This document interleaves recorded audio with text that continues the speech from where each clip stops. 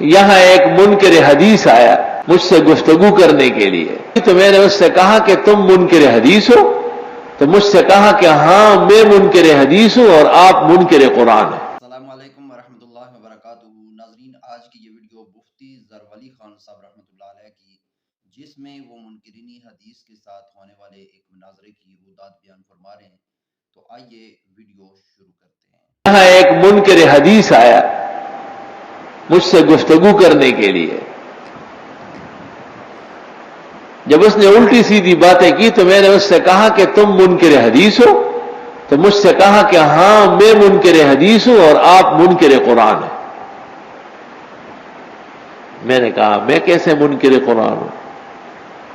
کہا آپ قرآن نہیں مانتے، اگر قرآن مانتے تو پھر حدیث کی کیا ضرورت تھی؟ میں نے کہا ہماری تو کوئی ادا، کوئی بیان، کوئی مجلس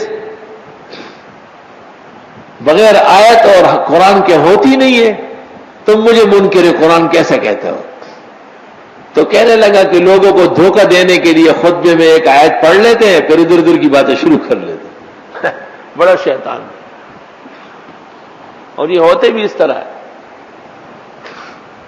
میں سمجھ گیا کہ یہ کم وقت بہت زہریلا ہے اور بڑا خطرناک ہے۔ میں نے اس کو کہا کہ تم اتنا تو مانتے ہو کہ ہم خطبے میں آیت پڑھتے ہیں؟ تو کہنے لگا آپ پڑھتے ہو نا، ایک آیت پڑھتے ہو دھوکہ دینے کے لیے، لوگ بیٹھتے نہیں اس کے بغیر۔ تو میں نے کہا آپ پتہ چلے گا کہ دھوکہ دینے کے لیے یا صداقت کے لیے، لیکن اتنا تو مان لو کہ ایک آیت پڑھتا ہوں۔ اس نے کہا یہاں ایک منکر حدیث آیا، تو میں نے کہا ایک آیت میں نے پڑھی گفتگو کر لی، اقیموا الصلاۃ وآتوا الزکاۃ اور ورکعوا مع الراکعین۔ جب اس نے الٹی سیدھی باتیں کی تو میں نے اس سے کہا کہ تم منکر حدیث ہو؟ میں نے کہا اب یہ بتانا پڑے گا کہ میں منکر حدیث ہوں اور آپ منکر قرآن ہیں،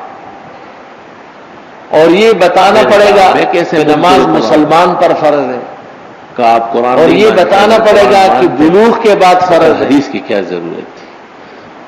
اور یہ بتانا پڑے گا کہ 5 اوقات کی کوئی ادا، کوئی وقت شروع کب ہوتا ہے اور ختم کب ہوتا ہے، بغیر آیت اور حجر کی کتنی رکعتیں، اور تم مجھے منکر قرآن کی کتنی ہے، اور عصر اور مغرب کی اور عشاء کی، لوگوں کو دھوکہ دینے کے لیے خطبے میں ایک آیت پڑھ لیتے ہیں، پھر ادھر ادھر یہ بھی بتانا پڑے گا بڑا شیطان کہ وضو ضروری ہے، اور یہ ہوتے بھی کپڑے پاک ہونے چاہیے، جسم پاک، جس جگہ نماز پڑھی جائے وہ پاک۔ وقت بہت زہریلا ہے اور بڑا خطرہ، اور یہ بھی بتانا پڑے گا کہ شروع کیسی کرنی ہے۔ میں نے اس کو کہا کہ اور ختم کر کرنی ہے، اور یہ بھی بتانا پڑے گا کہ کن چیزوں سے نماز رہتی ہے اور کن چیزوں سے نماز فاسد ہوتی۔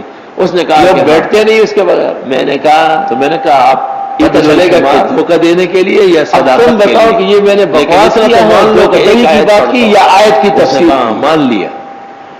تو میں نے کہا ایک آیت میں نے پڑھی کہ اقیموا الصلاۃ وآتوا الزکاۃ اور ورکعوا مع الراکعین۔ میں نے کہا نہیں یہی بٹھاؤ اس کو۔ میں نے کہا اب تم بتاؤ یہ، میں نے کہا اب یہ بتانا پڑے گا ایک آیت پڑھ کے ادھر ادھر کی باتیں، یہ ادھر ادھر کی باتیں تھی یا آیت کے متعلق باتیں تھی؟ اور یہ بتانا پڑے گا کہ نماز مسلمان پر مولوی تھے نا، تو مولویوں کے، اور یہ بتانا پڑے گا کہ بلوغ کے بعد فرض ہے۔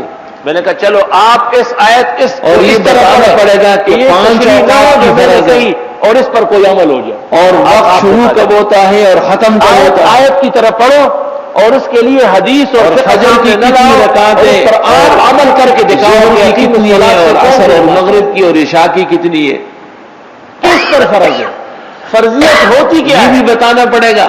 اس کا آغاز کب ہوتا ہے کہ وضو ضروری ہے، ذمہ کب ہوتا ہے، کپڑے پاک ہونے چاہیے، جسم پاک، جس جگہ نماز پڑھی جائے وہ پاک ہے یا مسلمان سے ہے، عقل و بلوغ کی بھی بتانا پڑے گا کہ شروع کیسی کرنی ہے اور ختم کب کرنی ہے، سارا دن فرض ہے یا بتانا پڑے گا کہ کن چیزوں سے نماز رہتی ہے اور کن چیزوں سے نماز فاسد ہے۔ اس نے کہا کہ ہاں واللہ لا یہدی القوم الظالمین۔ ابن الحمار کہ اللہ نے سوچ کے آؤں گا، میں نے کہا یا آیت کی تفسیر، اس میں بھی سخت نہیں ہے جو اس کا جواب دے، تو اس کو جو لے کے آئے للناس ما نزل حضرت بس آپ، یہ تو حضرت صلی اللہ علیہ وسلم کا منصب شریف۔ میں نے کہا نہیں یہی بٹھاؤ اس کو۔ اللہ تعالیٰ نے اس لیے آپ کہتے ہیں کہ ایک آیت وضاحت نہیں فرمائی کی باتیں، یہ آیت کے متعلق کی روشنی میں یہ کہنے لگے کہ آخر مولوی تھے نا تو مولویوں کے چال بازی میں مجھے دے دو، زکوٰۃ فرض ہے۔ میں نے کہا چلو آپ اس آیت کو اس طرح پڑھیں کہ ہر مال میں اور اس پر کوئی اور ہر شخص پر یا موسر اور صاحب نصاب ہونا ضروری ہے۔ آیت کی طرح پڑھو اور ہر ایک پر حدیث اور اپنے سامنے حواس کی شرائط عمل کر کے دکھاؤ کہ فرض آتی ہے یا اولاد ہول کا ضروری ہے، حولی و سنوی ہے۔ فرضیت ہوتی کیا ہے؟ تشریحات اس کا آغاز کا ہوتا ہے بکروں کی اور بھینسوں کی اور سونے اور چاندی کی، اور فریضے کا تعلق فصلوں کی نفس انسان سے یا مسلمان سے، اپنے بلوغ بھی شرط ہے یا مجنون سبھی پر بھی فرض ہے۔ لِتُبَيِّنَ لِلنَّاسِ مَا نُزِّلَ إِلَيْهِمْ، سارا دن فرض ہے یا چند لمحوں کے لیے فرض ہے؟ حضرت جو کچھ میں نے نازل کیا ہے آپ سمجھائیں۔ فَبُهِتَ الَّذِي كَفَرَ، کہ آپ کو وَاللَّهُ لَا يَهْدِي الْقَوْمَ، اور پرویز کہتے ہیں کہ حضرت کا سمجھانا معتبر نہیں ہے۔ میں سوچ کے آؤں گا، میں نے کہا غلام احمد پرویز کو قبر سے اٹھا لو، کفار اس میں بھی سخت نہیں ہے جو اس کا جواب ہند و پاکستان لِتُبَيِّنَ لِلنَّاسِ مَا نُزِّلَ إِلَيْهِمْ اکفر، یہ تو حضرت صلی اللہ علیہ وسلم کا منصب ترین کافر کائنات۔ اللہ تعالیٰ نے اس لیے قرآن کے نام پر ملت اسلامیہ کو گمراہ کرنے کے در پہ ہے، تاکہ صلی اللہ علیہ وسلم کے منصب اس لیے نہیں مانتے ان کی سند ضعیف ہو جائے۔ میں نے کہا سب سندیں ضعیف ہے یا ضعیف کی سند ضعیف فرض ہے؟ تو کہنے لگا کہ اس پر فرض ہے سب ضعیف ہے۔ کب فرض ہوتی ہے؟ پھر تو ہر مال میں یا کوئی نصاب شرط جو عمل کرتے ہیں وہ کس چیز پر یا موسر، اور کہنے لگا کہ نہیں ضروری ہے ضعیف، اور ہر ایک پر فرض ہے یا کچھ عقل بلوغ حواس بھی شرائط ہے جو صحیح ہے، اور روزانہ فرض ہوتی ہے یا اولاد ہول کا ضروری ہے۔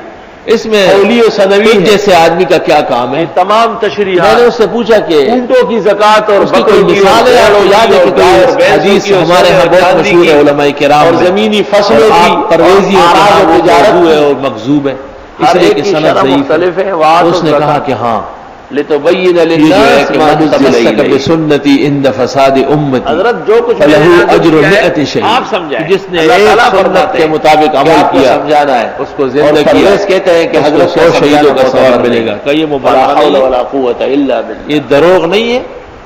ایک دفعہ شہید ہونا کتنا مشکل کام ہے، اور یہ کہتے ہیں ہند و پاکستان۔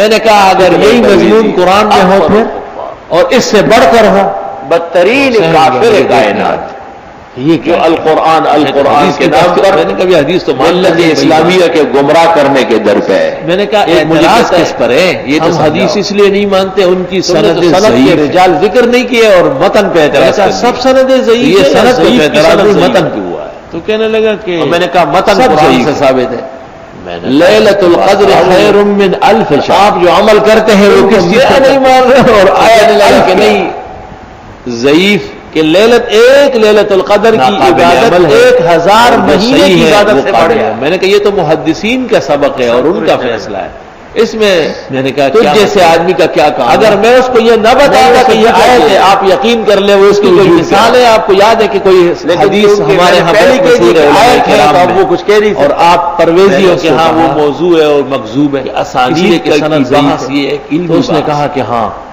اس میں کسی عوام کو یا پھر غیر سنتی عند فساد امتی فلہ اجر مئۃ، اس نے پڑھ کر کے ایمان سے محروم ہو کے مطابق عمل کیا، اس کو زندہ کیا، اس کو 100 شہیدوں کا ثواب ملے گا۔ کہ یہ مبالغہ نہیں ہے، یہ دروغ نہیں ہے۔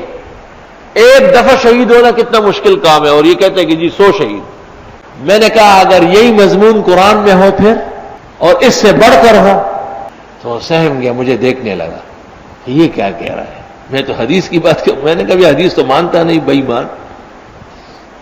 میں نے کہا اعتراض کس پر ہے یہ تو سمجھاؤ، تم نے تو سند کے رجال ذکر نہیں کیے اور متن پہ اعتراض کر دیا، تو یہ سند پہ تو اعتراض نہیں، متن پہ ہوا ہے۔ اور میں نے کہا متن قرآن سے ثابت ہے، لیلۃ القدر خیر من الف شہر، تم تو 100 نہیں مان رہے اور آیت 1000 کہہ رہا ہے کہ لیلۃ القدر کی عبادت 1000 مہینے کی عبادت سے بڑھیا ہے۔ تو سر کھرچنے لگا۔ میں نے کہا کیا مطلب ہے؟ اگر میں اس کو یہ نہ بتاتا کہ یہ آیت ہے آپ یقین کر لیں، وہ اس کو بھی جھوٹ کہہ رہا تھا، لیکن چونکہ میں نے پہلے کہہ دیا کہ آیت ہے تو اب وہ کچھ کہہ نہیں سکتا۔ میں نے اس کو کہا کہ اسانید کی بحث یہ ایک علمی بحث ہے، اس میں کسی عوام کو یا پھر غیر مسلم کو دخل دینے کی ضرورت نہیں تھی، اور تم لوگ اس میں پڑھ کر کے ایمان سے محروم ہو گئے۔